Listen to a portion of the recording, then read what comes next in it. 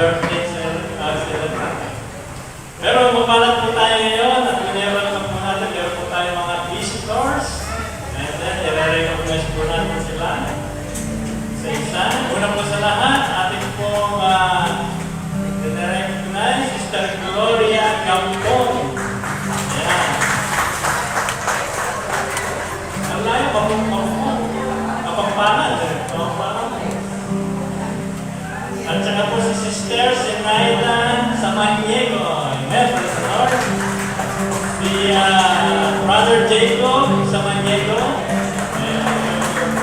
Bata, ano po.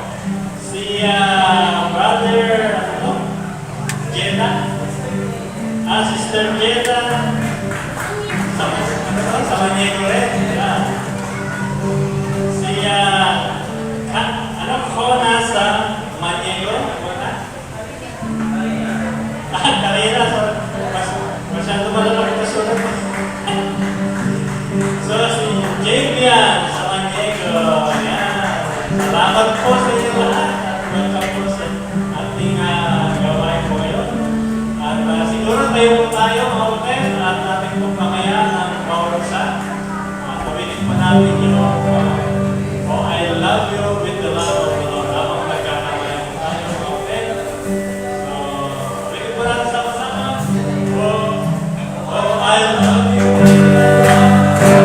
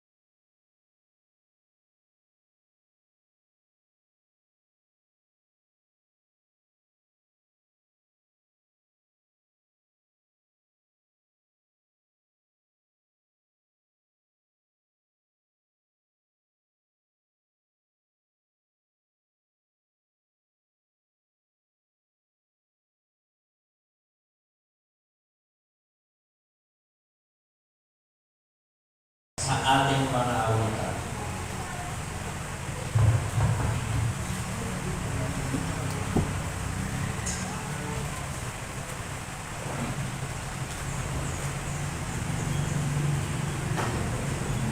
Good morning, church.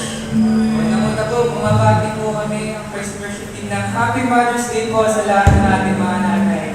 Palakpakan po natin ang ating mga nanay. Sinangyayari po po bawat isa. Tayo po tayong lahat. Sama-sama po natin purihin, sambahin, dakilain ang ating Panginoon.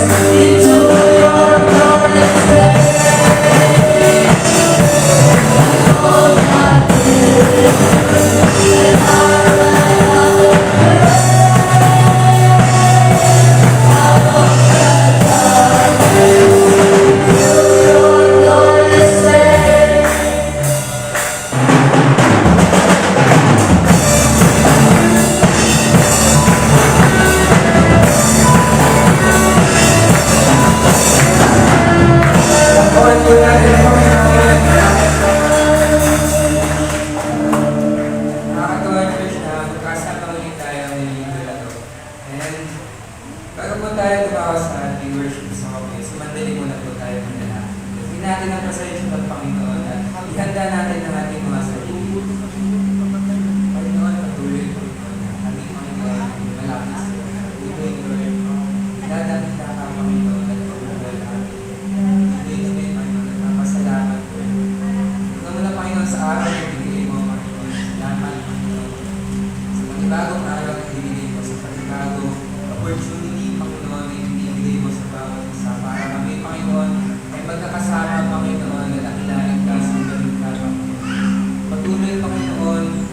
Nagpapasalamat po kami, Panginoon, sa mga lugar, Panginoon, na ibinigay mo sa amin, Lord. Sa mga kananayan, Panginoon, na patuloy, Panginoon, na sumusuporta, Panginoon, sa kanilang mga pamilya, Panginoon. Patuloy, nagpapasalamat po kami sa buhay, Panginoon, ng mga nanay na ito, Panginoon. Tumatayo, Panginoon, sa kanilang mga pamilya, Panginoon.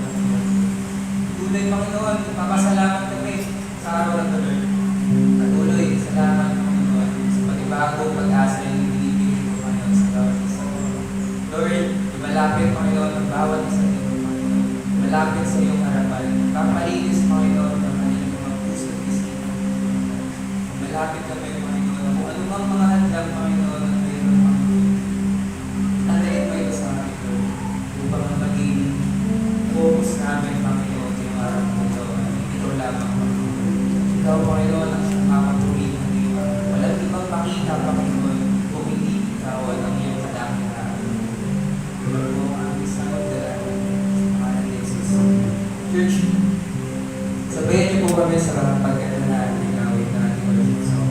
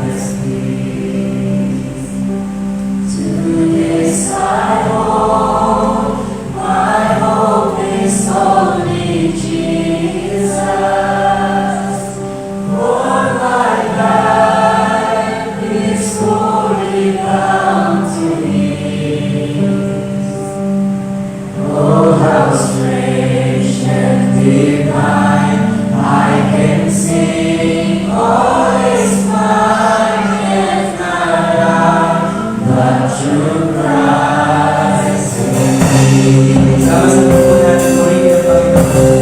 Gandaan po natin.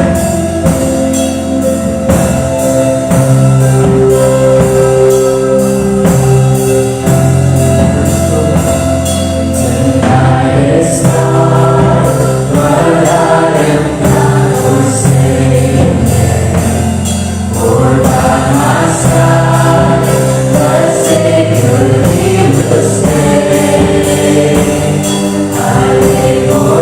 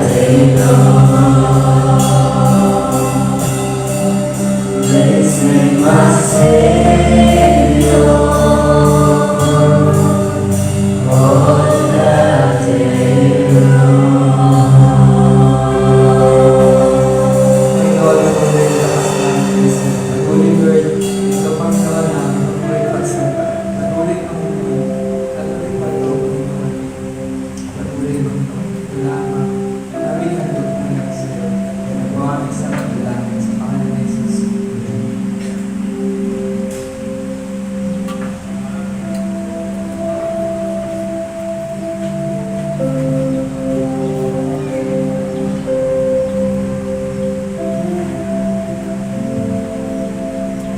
Tuloy po tayo manalangin. Para ng Diyos naman po sa amin ito. Ngayon muli masasamba ang pupuli sa iyong pangalan ng Panginoon. Hindi man ikaw kung aming mapatulod sa iyo ang pinapataas ng puri pagsamba sa mga kapatid. Pinapupurihan namin, pinararamalan ang pangalan sa mga. Salamat po o Diyos sa iyong biyaya at pagpapalang sa lahat ng malakas sa iyong mga pagsama. Maraming salamat sa mga bahagi ng aming gawain ngayon. Maraming po kami. Mga lalaki at babae lang ngayon mo sa puto ng iyong patuloy na ikaw sa mga salamat po. Patubayan mo po ang lahat din ng iglesia ngayon at magkaroon ng mga gawain. Pagpalayan mo ang lalaki lang ngayon mo. Bigyan mo po sa mga pangyarihan ng Panginoon. I-bless mo po ang lahat ng natin ng Panginoon. I-bless mo po ang lahat ng mandir. Nadalayan ng pusa mo, ng puso, isipan, lalo-lalo na magsalita sa mga salitang puso mo, sabihin sa mga puso. Itiwala ko silang lahat ng bagay, nilang mas mawala. Maraming salamat na natin sa pangalan po at Kristo Jesus. Amen.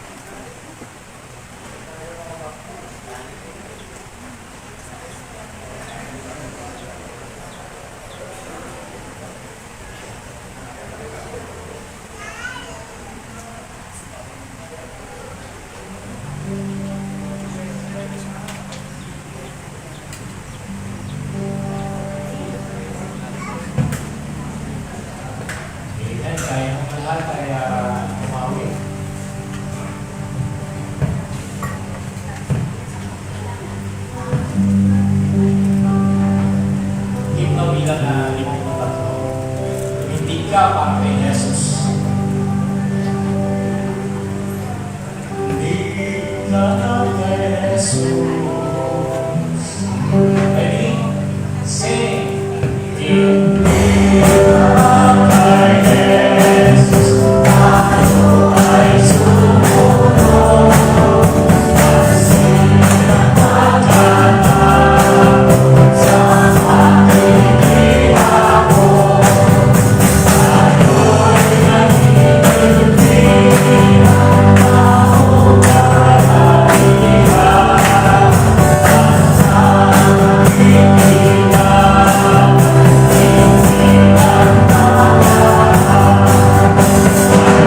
Ay Jesus kasumpan, lakas nila'y gawin. Walang kasasay sa hinaong namin.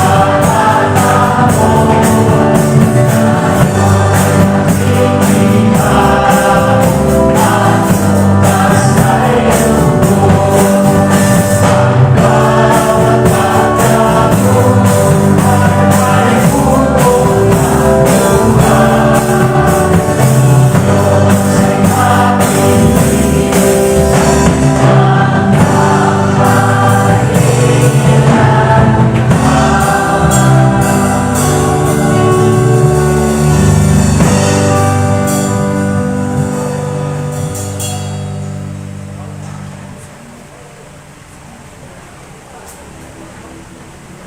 Amen. Pagay po Panginoon, narinig po tayo sa ating pagtayo para po sa pagbasa naman po ng salita po ng Panginoon.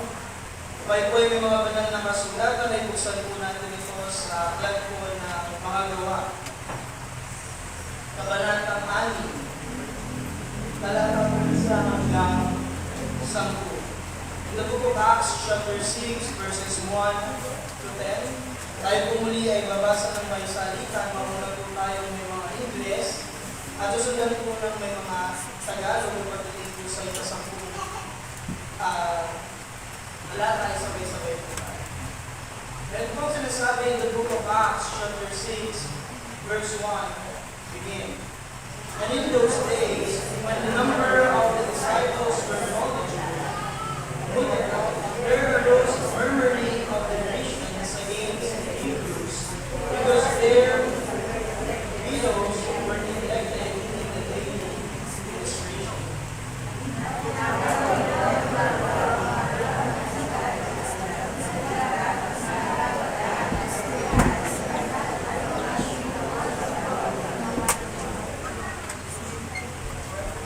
Wherefore, brethren, 7 men of one accord, full of the Holy Ghost and wisdom, giving upon over this business.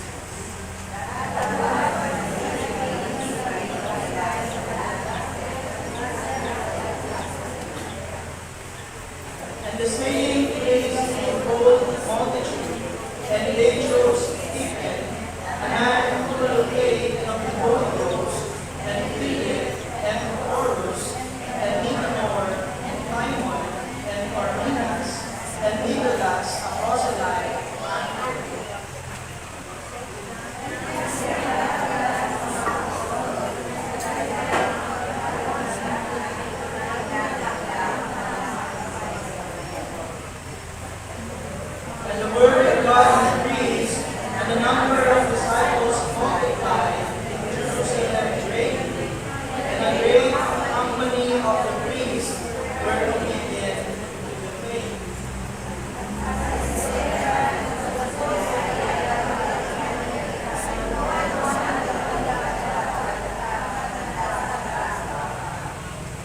Then there arose a certain of the synagogue, which is called the synagogue of the Libertines, and Cyrenians, and Alexandrians, that with them of Cilicia and Asia, disputing with Stephen. As verse, sabay-sabay po tayo. And they were not able to resist the wisdom and the spirit by which he spake. Tayo po yung mamaya na praise God from whom blessings flow. Praise Him, all creatures here below. Praise Him above the heavenly hosts. Praise Father, Son, and Holy Ghost.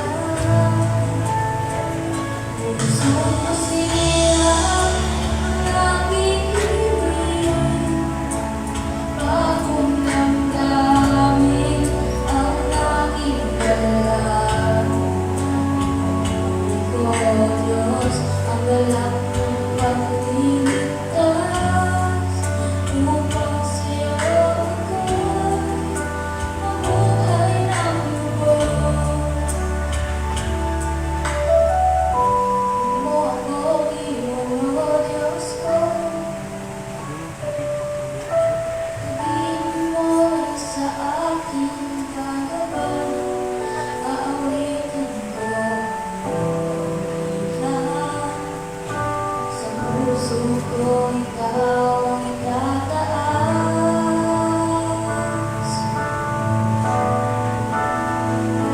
Pusong masira ang aking hiling, bagong damdamin ang aking dalangin. O Diyos, ang galang pagniligtas, upang sa'yo ako'y mamuhay ng buhay. Pusong masira ang aking hiling, bagong damdamin ang aking dalangin. O Diyos, ang galang ng pagliligtas, upang sa'yo ako'y mamuhay ng buhay. Pusong masira ang aking hiling, bagong damdamin ang aking dalangin. O Diyos, ang galak ng pagliligtas, upang sa'yo ako'y mamuhay ng buhay.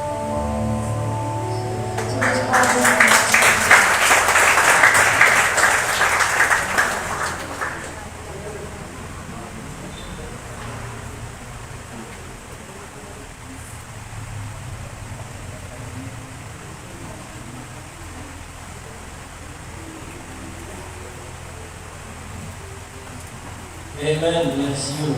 Yeah. Tama ba? Lumalaking guwapo. Lumalaking mapagamit sa Panginoon. Nakikita naman natin ang improvement ng bata ito. May mga alam pa siyang hindi ko alam. Marunong mag-gitara. Yung marunong. Marunong mag-dance. Yung marunong. Nakikita nyo? So, all of these things, pag pinagamit mo sa Panginoon, natin tayo. Amen. Salamat po sa ating choir kanina. Gusto kong sumama sa inyo habang kayo kumakanta. Nabubuhay ang dugong baptist pagka narinig ko yung mga kanta nyo. Sisipot sa ako, gusto na namin tumayo. So, nakakatawa mga kabataan natin, mga old songs, pero inaawit nila sa ating special number.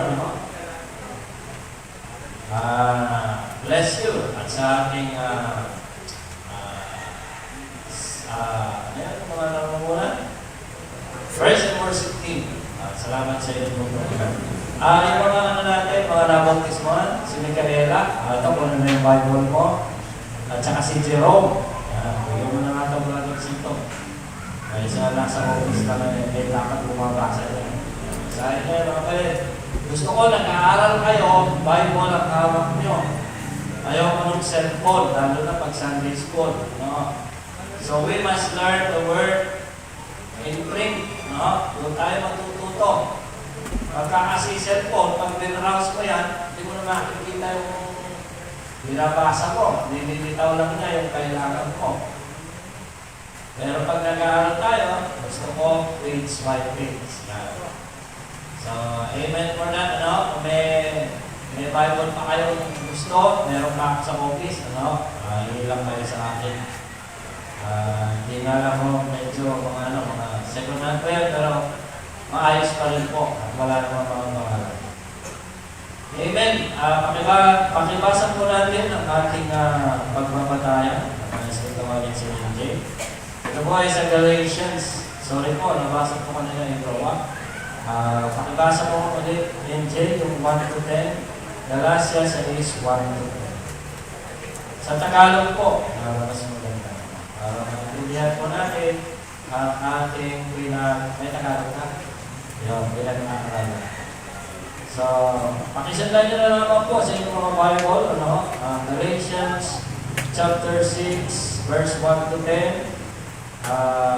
Babasahin po ng ating Biblia.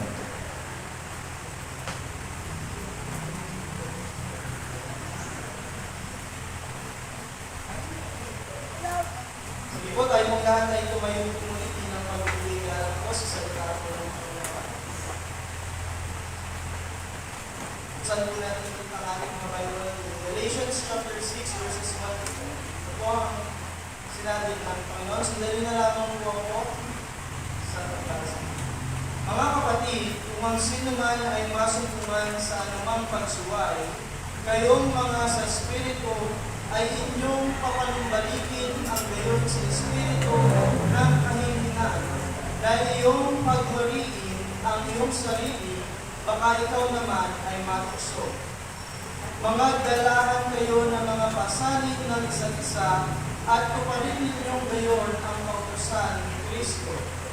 Sapagkat kung ang sino man ay nag-aakala na siya'y may kabuluhan, bagamat siya ay walang kabuluhan, ang kanyang sarili ang dinadaya niya. Ngunit siya sa atin ng bawat isa ang kanyang sariling gawa, at kung magkagayon ay magkakaroon siya ng kanyang kapurihan tungkol sa kanyang sarili lamang at hindi tungkol sa kapwa. Sapagkat ang bawat tao ay magpapasan ng kanyang sariling pasan. Datapwat ang tinuturuan sa aral ng Diyos ay makidamay doon sa nagtuturo sa lahat ng mga bagay na mabuti. Huwag kayong madaya, ang Diyos ay hindi na pabibiro, sapagkat ang lahat na inihasik ng tao ay siya namang maalihin niya. Sapagkat ang naghahasik ng sa kaniyang sariling laman ay sa laman mag-aani ng kasiraan. Datapwat ang naghahasik ng sa Espiritu ay sa Espiritu mag-aani ng buhay na walang hanggan. At huwag tayong mga papagod sa paggawa ng mabuti, sapagkat sa kapanahunan ay magsisipag-ani tayo kung hindi tayo mga hihimago. Kaya nga samantalang tayo may pagkakataon, ay magsigawa tayo ng mabuti sa lahat at lalong-lalo na sa mga kasambahay sa pananampalataya. Purihin po ang Panginoon sa pagbasa ng salita. Mari lang tayo. Amen. Salamat po. Yan po ang Galatians chapter 6 verse 1 to 10. Ano po? Sa ating pong pag-aaral. Sabi po sa verse 9, yung key verse natin, at huwag tayo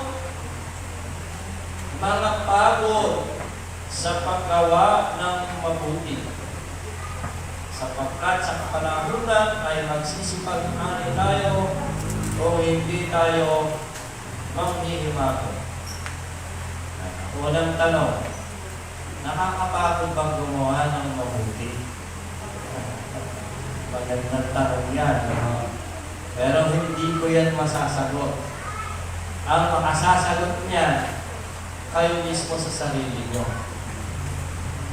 May mapapansin ka na ganun nga mangyayari, sa iba naman, hindi. Ang tanong, nakakapagod bang gumawa ng mabuti? Depende sa inyong magiging sagot. Idealist ka, siyempre maganda yung sasagot mo. Pero ano kaya ang nangyayari sa katotohanan? Okay. Ito ay mga salita ni Pablo sa mga taga-Galacia na nagkakaroon ng dalawang problema. May dalawang problema sila sa Galacia. Una, ay ang kanalisayan ng katuruan o paniniwala. Problem sila sa doctrine. Alam niyo po, ang mga Baptist, talagang meron silang pinaninindigang doctrine o mga katuruan. Unang natutunan ko sa Baptist, sure ang salvation. Pangalawang natutunan ko sa Baptist, meron silang eternal security. Opo. Pangatlong natutunan ko sa Baptist, faith is the only way to be saved. Mga doctrine ko yan na pinag-aaralan natin. So, ilan lang yun sa mga pundasyon ng ating pananampalataya. Pero itong Galatia, natitinag sila no? Marami kasi nagtuturo doon sa kanilang church. Ano pa yung ikalawang problema nila? Ang ikalawa ay ang kanalisayan ng pag-uugali. Yan. Bakit kaya? Ano kaya yung ugali ng mga members doon? Hindi naman o lahat. Meron lang mga members na nagkakaproblema sa pag-uugali. pag-uugali sa pagiging Kristiyano. So, ang mga taga-Galacia kasi, mahilig silang maniwala sa mga bagay na bago. Hoy, anong bago mahilig? Hoy, anong artist ka na ito? Hoy, anong latest? No? Mahilig tayo sa ganyan. No? At naging bago din sa kanilang Ebanghelyo ni Cristo. Makaiba sa kanilang Gospel of Christ. Uy, wala kaming ganyan ah. Ang alam lang namin, Sabat. Umaten ng Sabado. Mag-ayuno. Yan lang alam namin. Mag-alay ng tupa pag may sala. Pero ano yung sinasabi mong Kristo? Bakit sila kanila yun? So, ganun din. Sa church na maraming mahilig makinig. Ano? Lalo pa, na yung nagsasalita, magaling magsalita. Sila ay magaling mag-usap. Ano nangyayari? Ang mga members ay madaling maramuyo sa kanilang mga naririnig. At mabilis din nagpapabago ng kanilang pag-uugali. Lalo na sa pakikitungo sa iba. Alam mo kung mahilig ka sa chismis, lalo na sa chismis ng mga church, chismis ni kapatid, chismis ni pastor, chismis na nangyayari kay ganito. Pag narinig nila, nagpapabago agad ang ugali. Ang bilis. No? Dapat ang una natin gawin, kung tayo makarinig ng mga bagay na bago, alamin nyo muna yung totoo. Usually, ang nagiging problema, ganun ba? Ayan. Pag pumasok ka sa isip niya, magbabago na ang ugali niya. Makikituho na sa'yo, iba na ang ugali niya. Iba na tingin niya sa'yo. No? Ganun nangyayari sa Galatia. May mga membro ng church na hindi na nananaig. Kaya naman po sila gano'n, nananaig ang pamumuhay bilang karnal. Pastor, ano ba yung karnal? Yan ba yung nagpa-backslide? Hindi. Ang nagpa-backslide, as I've told you, they are the Israelites. They are the covenanted people to the Lord. They are going out of the covenant. Kaya sila nagpa-backslide. Pero tayo, hindi tayo nagpa-backslide kasi wala tayo dun sa covenant sa Israel. Mga Gentiles po tayo. Anong meron sa atin? Carnality. Basta yung carnality.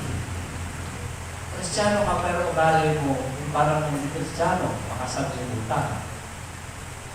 Mahilig sa material na bagay. Mahilig sa kung anong meron siya. Para ba hindi siya mabubuhay kung wala siya ron. No? Kung ng uso din siya. No po, ganun yung mga tinatawag natin karnal. Kristiyano nabubuhay na pansarili o sa makasaglibutan na nabubuhay sa physical attractions. Kung kayo ay nagkakaroon ng kapaluluan, nangyayari ito sa Galatia, pagkakantsawan, at pag-iinggitan, lalo na sa estado ng buhay. Tignan nyo Galatians 5:26. Ito sabi ni Pablo, huwag tayo maging palalo. Tignan nyo, naging palalo. Na tayo'y nangagmumungkahian sa isa't isa. Ano yung nangagmumungkahian? Pinoprovoke mo ba ang isa? Nangag-iinggitan sa isa't isa. Yan, word for word. Ibig sabihin, yun yung nangyayari. Yun yung problema ng Galatians. Kung ganito ang nangyayari, nawawalan ng kabuluhan ang kahinghinang natutunan natin kay Kristo. At nalilihis na tayo sa tamang pag-uugali bilang mga Kristiyano. Kaya sa paksang ito, binanggit ng apostol ang kaugaliang Kristiyano na dapat umiiral sa pagkakapatiran. These are reminders, mga kapatid. Paigtingin natin ang paggawa ng mabuti, lalo na ngayon sa panahon ng pagsubok. Yan. Habang tayo nasa pagsubok, hindi lingid sa inyo, di ba? Ang church natin, daming problema dinaanan. Unang-una na, yung problema legal. Para may problema tayo dyan. May problema legal ka na, may problema panloob. Yung kapatiran, kapwa-kapatiran, sabihin ng panloob. May problema sa labas. Ating komunidad. Di ba sabay-sabay? Ako. So, kapag tumaraan ang mga problema niyan, kung ikaw ay isang Kristiyano, magpapatuloy ka o hindi. Ganun yun eh. No? Pero ang challenge ko sa inyo, habang nasa pagsubok, paigtingin natin ang paggawa ng mabuti. Hindi naman yan dapat natin tigil. Alam niyo yung Korinto, sa dami ng problema niya, meron nagpapatuloy siya. Meron silang immoralidad. Meron silang financial problem. Meron silang problem sa corruption. Meron silang problem sa pamumuno. Di ba kinukontra nila si Pablo? But all of those things, kahit dumadaan sila, tuloy-tuloy ang iglesia. Nagpapatuloy. Kumikilos. Gumagawa sa dapat niya gawin. Gayon din tayo. Paigtingin natin ang paggawa ng mabuti kahit man sa panahon ng pagsubok. Hindi natin pwedeng itigil ang ating mga ginagawa. Ano ba ang mga bagay na ito na kailangan natin paigtingin? Una sa lahat, lagi tayo magkaroon ng espiritu ng pagpapanumbalik. Mga kapatid, kahit anong bigat ng problema, kahit anong pinag-awayan, kahit anong dumating na hirap at sakit, pagdating sa kapagkakapatiran, hindi pwedeng isarang sa para sa kanila. It is always open. Bukas ang ating church po. Lalong-lalo na sa isa gusto ko nung balik sa Panginoon. Ano sabi ng Galatians 6:1? Ang sabi ng Galatians 6:1, mga kapatid, kung may mahulog sa pagkakasala, tayo pinapatubayan ng Espiritu ang magtuwid sa Kanya. Gawin ninyo ito ng buong hinahon at mag-ingat kayo, baka kayo naman ang patukso. Kita nyo, binibilinan tayo, kung mga isa ay bumagsak, malugmok, lalo na sa kasalanan, kung siya naman ay nagbabalik loob, kailangan natin siyang ayusin. The same way, sabi ko, ang iglesia ito, kahit na anong problema dinaanan, kahit na anong nangyari, bukas pa rin po ang magiging pinto natin sa lahat ng taong nakahanap sa Panginoon. Tayo po ang haharap upang sila ay matulungan. Lagi tayo magkaroon ng espiritu ng pagpapanumbalik. Number 2. Kailangan magdalahan tayo ng pasanin sa isa't isa. Mga kapatid, hindi naman naging sa inyo, bawat sa inyo may problema. May pinagdadaanan, may bagay na nahihirapan. Kaya nga na tayo nandito, nagsasama-sama upang magtulungan tayo. Yung burden po ninyo, mapagaan.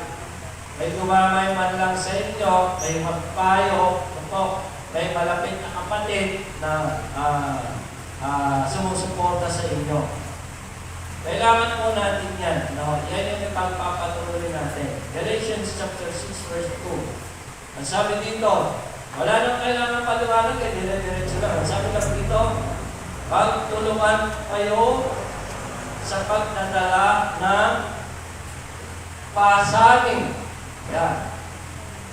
At sa ganitong paraan, matutupad ninyo ang utos ni Kristo. So, sa pagtupad ng utos ni Kristo, kailangan lang makipasan tayo sa burden ng bawat isa. Kapag sabay-sabay ang pagbubuhat, nagiging magaan ang lulubuhan. Number 3, mga dapat maitingin at panatilihin. Number 3, manatili tayo sa kababaang loob at huwag hanapin ang sarili kapulihan. Sa church po, when you are a member, when you are a disciple of Christ, you are always seeking the glory of your God, and you are not seeking your own selves. Ito po. Hindi tinataas ang sarili sa church. Ang natataas po dito ay ang Panginoon na sa Kristo. Sabi ng Galatians 6:3, kung may nakapapalagay sa kanyang sarili na siya'y mahalaga, gayong hindi naman dinadayan niya ang kanyang sarili. Balik ka rin natin. Brothers and sisters, you are all important. You are all valued. You are all having the office to do in this church. Mahalaga kayo lahat. Pag nawala ang isa, nararamdaman natin. Diba? Nalulungkot tayo, nabibigatan tayo. Kasi importante kayo lahat. Mawala man ang isa dyan, alam ng pastor, nawala siya. Nararamdaman ng pastor. You are all important. Pero iba naman yung nagpapa-importante. Importante kayo lahat, pero iba ang nagpapa-importante. Yun yung ayaw ng Panginoon. Ako. Bahagi kayo lahat ng katawan ng Kristo. So, ang gusto lang ng Panginoon, manatili tayo sa kababaang loob. Number 4. Kulang lang na isa. Panatiling malinis ang ating hangarin sa iba. Ibig sabihin, ang mga motibo mo, ang mga ginagawa mo, laging mabuti. Yun ang tinitingnan ng Panginoon. Mas matimbang sa Panginoon yung panloob mo. Galatians chapter 6, verse 4. Sabi dito, suriin ng bawat isa ang kanyang sarili kung mabuti ang kanyang ginagawa. Pagalak siya at huwag na ihambing iyon sa ginawa na iba. Yun. Isa kasi, sa lahat ng gagawin natin, well, hindi ko alam kung ano mga hangarin natin. No? Pero ang isang Kristiyano, laging tinuturuan na yung hangarin mo yan, maging mabuti. Ako. Yun lang ang gusto ng Panginoon. Kung ginawa niya yun na mabuti, magalak siya. At huwag na ihambing ang kanyang ginawa sa iba. Pag naghambing ka na, magiging mapanugali mo. Mas magaling naman yung ginawa mo sa'yo, pero pareho mabuti yung ginawa nila. Ibig sabihin, yung ginawa mo, mas nakawala ng kwenta. Bakit? Eh, sarili mo na yung naitaas. No? That's it. Napakasimple lang ng salita ng Diyos. Panatiling malinis ang ating hangarin sa iba. Ito yung mga magaling dadalhin po natin. Number 5.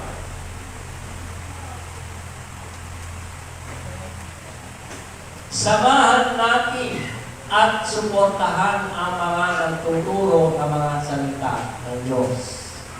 Isang magandang pag-ugali, yung sumusuporta ka doon sa mga tagapagturo mo. Tinuro yan ni Pablo, Galatians chapter 6, verse 6. Ang nagtuturo ng salita ng Diyos ay dapat bahaginan ng mga pagpapalang tinatamasa ng mga tinuturuan. So it things, when you supported your leader, when you supported all of those people who teach you, when you supported all of those people who gave you the word, teach you the word, you will be blessed. Yan ang isang magandang pag-ugali ng isang Christian. Number 6. Mas pahalagahan ang mga bagay espiritual. Ibig sabihin niya, may mga material na bagay, kailangan yan, pero mas i-prioritize mo ang mga spiritual na bagay. Mga kapatid, huwag yung pababayaan ang mga spiritual na bagay. Sapagkat ang spiritual na bagay, diyan mahuhubog ang ugali ng physical. No. Galatians chapter 6 verse 8. Ang nagsisikap sa mga bagay ukol sa laman ay aani ng kamatayan. What do you mean by that? When you are seeking all of those physical things, it will all become dead. What do you mean by that? Matatapos po lang. It will come to an end. You will not enjoy it. There is no life. There is no goodness. There is no abundance. It will end. Pero ang nagsisikap sa mga bagay ukol sa Espiritu ay aamin ng buhay na walang hanggan. It grows forever. It becomes abundant. Kung anong inuugali mo ngayon, kung ugali Kristiyano ka, makikita yan ng anak mo, makikita yan ng apo mo, makikita yan ng mga susunod na henerasyon, and it goes along and along. Kumahaba po yan. That's it. Mas pahalagahan ang mga bagay, mga espiritual na bagay. Kaya huwag niyong kalilimutan, umattend sa church, makinig ng Bible study, umattend sa ating mga gatherings, bakit? Yan po, dyan po tayo lalo. Number 7.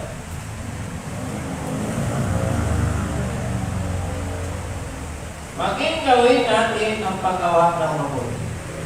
When we say maging gawin, it is a habit. When a thing becomes a habit, hindi na kailangan itusan. Halimbawa, habit kong magbasa ng Bible. Tuwing 1 o'clock, naging habit ko yun 1 o'clock, araw ako. After lunch ko noon, nung nag-aaral ako, habitual na sa akin yun. Pagdating ng 1 o'clock, hawak ko rin Bible, magsisimula na ako ng Bible daily. Hindi ko na kailangan i-kondisyon ang sarili ko, hindi ko na siya kailangan turuan, hindi ko na siya kailangan sabihan, automatic, pag ginagawa ko siya palagi, it is a habit. The same way sa paggawa ng mabuti, when it is a habit, hindi na kailangan itulak ka pa, hindi na kailangan sabihan ka pa, hindi na kailangan painitin ka pa para tumulong ka. It is automatically done because it is habitual. Yan natin tinuturo ni Apostol Pablo. Galatians chapter 6 verse 9.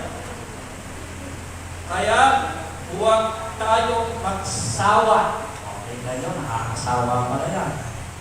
Pero tinuturuan tayong huwag magsawa. Hawa na!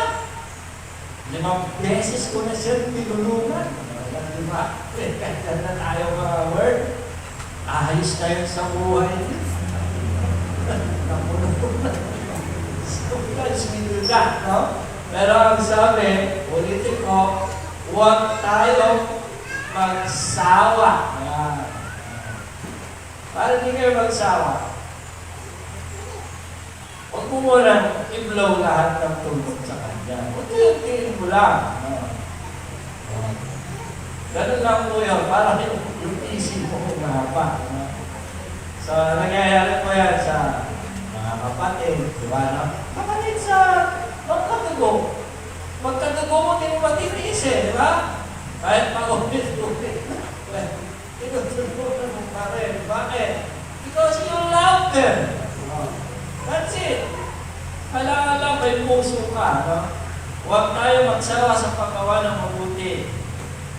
May pangako naman palagi. Pagdating ng takdang panahon, tayo ay mag-aamin. Kung hindi tayo mag-sasawa. Okay, this is the last one, number 8. Napakasimple ng ating mga pangalan.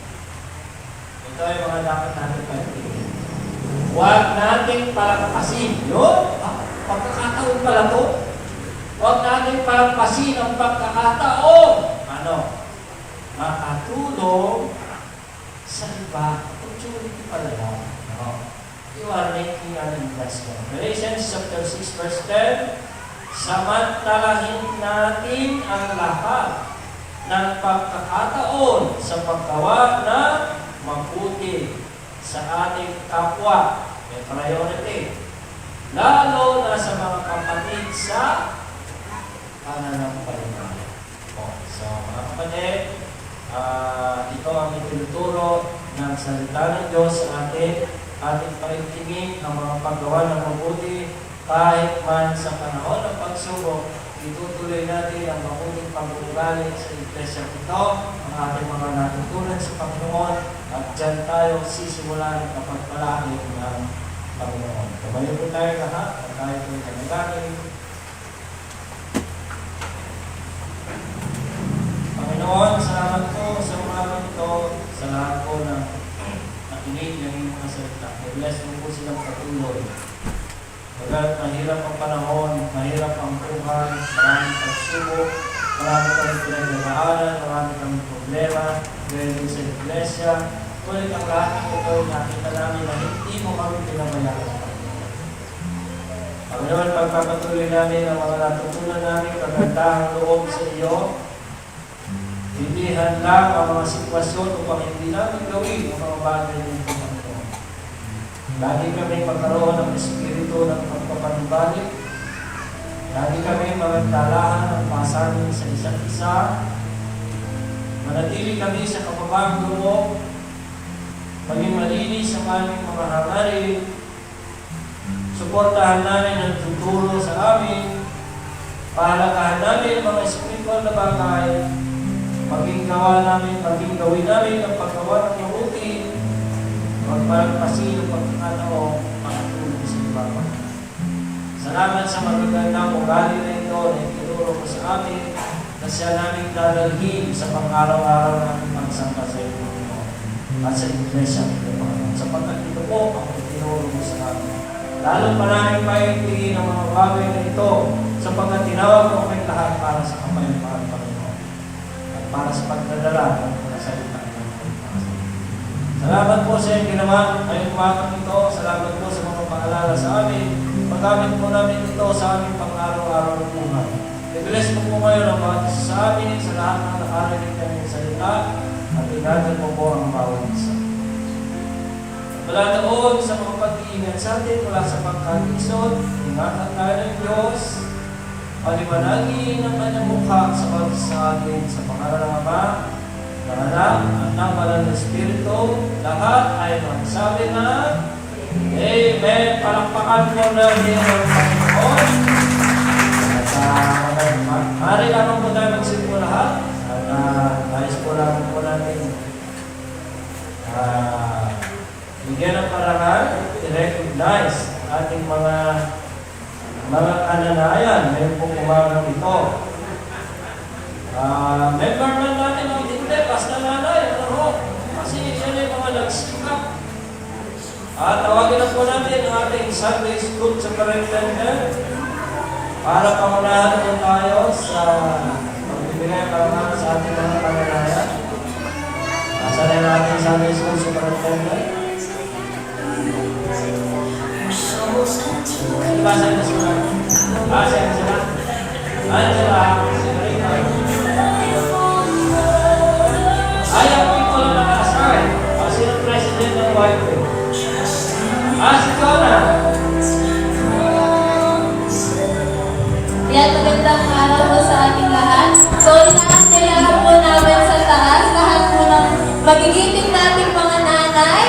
Sige po, lahat po ng ating mga nanay, akin po tayo sa lahat po, member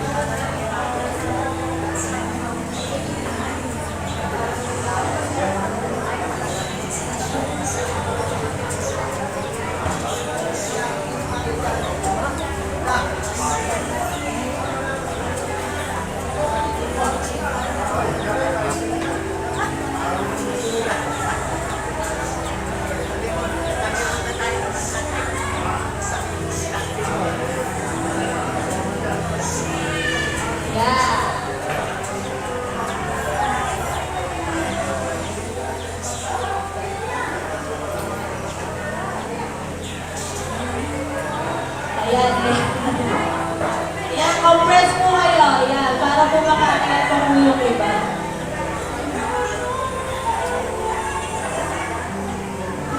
Ayan.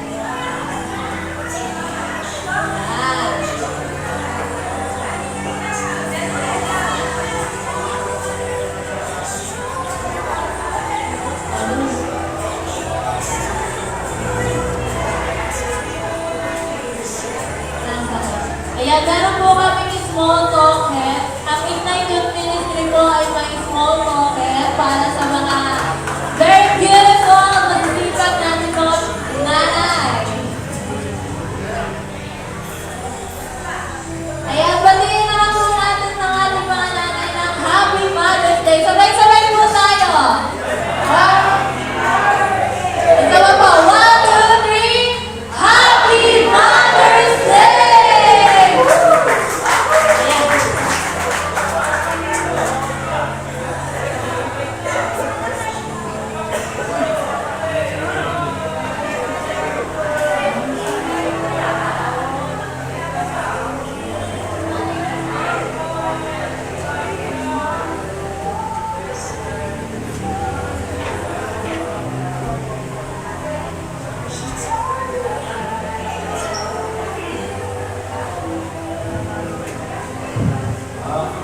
Hello, Martes. Hello. Para kumina. Hello. Para mahina. Ayun. Okay. Sa ngalan po ng Saving Grace Baptist Church, yan ay bago nating pangalan. Ano po? Mga kananayan ng Saving Grace Baptist Church, maraming salamat po sa inyong buhay, pagpapagamit sa Panginoon. Maraming salamat sa pag-aaruga sa inyong mga anak, sa inyong pamilya, sa inyong asawa, sa inyong mga apo, na hindi kayo nagsasawa sa pag-aalaga sa amin. Sabihin natin, salamat po mga nanay! Amen! No? At dalangin namin, patuloy pa kayo bigyan ng kalakasan, talino, tiyaga sa lahat ng inyong ginagawa para sa pamilya. Palakpakan po natin sila mga kapatid. Tumayo na po tayo lahat. Nataas lang po ang parang kamay nyo para i-bless po natin sila. Let's pray. Wala na Diyos, nakilala namin Ama, salamat po sa mga kananayang ito. Blessing po silang lahat sa aming Panginoon. Salamat sa kanilang ministry, salamat po sa kanilang mga puso na hindi na pagpagod sa pagmamahal sa pamilya, sa anak, sa asawa, sa mga po Panginoon. Patuloy mo silang i-bless Panginoon. Amin po silang pinagtitiwala sa iyo na ikaw ang laging mamuna sa kanila. Linapin mo po sila Panginoon at paramdam mo po palagi ang iyong pagmamahal sa kanila Panginoon. Amin silang pinagtitiwala sa iyo sa pangalan ng Ama, ng Anak at ng Banal na Espiritu. Lahat ay magsabi na Amen! Happy Mother's Day! Kahit mamaya po, huwag kayo mawawala. Balik po tayo ng alas 3 at dala tayo ng gatas, asukal, at saka mais. Yun. Jay, pabili tayo ng ilan na yelo. Lemons, papabili tayo ng crust